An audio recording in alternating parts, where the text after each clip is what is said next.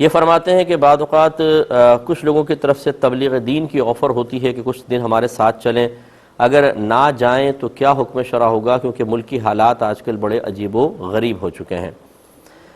دیکھیں مسئلہ یہ ہے کہ اپنے گھروں سے تبلیغ دین کے لیے نکلنا کوئی نہ فرض ہے نہ واجب ہے۔ نہ جو آفر کرتا ہے وہ آپ کو یہ کہتا ہے کہ یہ فرض ہے کہ آپ نکلیں، واجب ہے کہ آپ نکلیں، نہ وہاں پر جا کر عموماً جو تبلیغ دین کی جاتی ہے ہر شخص کی طرف سے وہ فرض یا واجب کی تلقین ہوتی ہے۔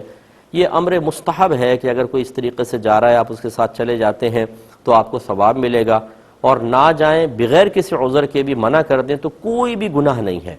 وجہ اس کی یہ ہے کہ تبلیغ کا حکم ہے، گھر سے باہر نکل کے تبلیغ کرنا کوئی فرض یا واجب نہیں ہے، اور وہاں تبلیغ کا جو حکم کہتے ہیں ہم تبلیغ کرنا واجب ہے، وہ بھی یاد رکھیں وہاں پر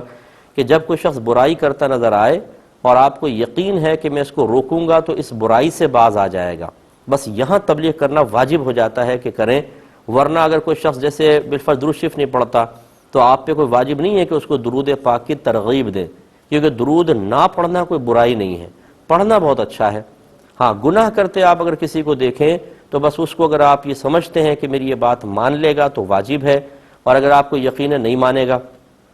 یا جھگڑنے لگے گا، لڑنے جھگڑنا شروع کر دے گا یا مارے گا پیٹے گا، تو ان تمام صورتوں میں ترک تبلیغ بھی کر دیں تو کوئی گناہ نہیں ہے۔ ایک بات تو یہ تفصیل یاد رکھیں۔ دوسری بات یہ ہے کہ اگر آپ تبلیغ دین کرنا چاہتے ہیں سب سے پہلے اپنی ذات کو اس کا نشانہ بنائیں یا ٹارگٹ بنائیں، اس کے بعد اپنے گھر والوں کو کریں، پھر محلے والے ہیں، پھر آپ مسجد میں جا کر دیکھیں وہاں پہ آپ کو سینکڑوں لوگ نظر آئیں گے۔ تو کہنے کا مطلب یہ ہے کہ جب آپ جس طرح کے آپ نے حالات کا ایک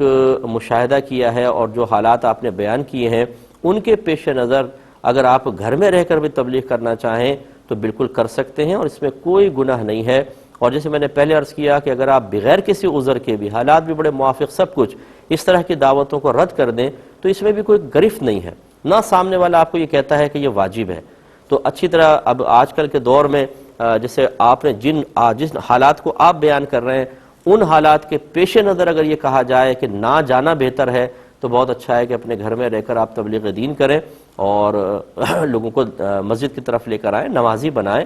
اگر آپ کچھ پڑھے لکھے ہیں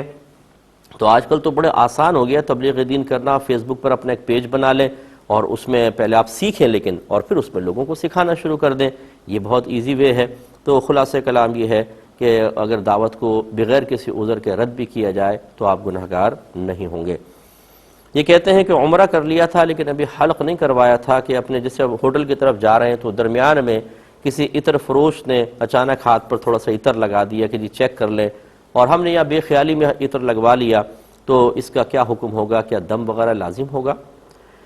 دیکھیں مسئلہ یہ ہوتا ہے اگر خوشبو وغیرہ لگائی اور اس نے پورے عضو کو گھیر لیا، جیسے آپ ہاتھ پہ گرائیں اور یوں پورے ہاتھ پہ مل لیں تو پوری ہتھیلی پر خوشبو آ گئی تو دم لازم ہوتا ہے۔ یا پھر اگر پورے عضو کو نہیں گھیرا، تھوڑی سی بھی لگی ہے لیکن دیکھنے والے یہ کہیں، یعنی پورے عضو کو نہیں گھیرا لیکن دیکھنے والے کہیں بہت زیادہ خوشبو ہے،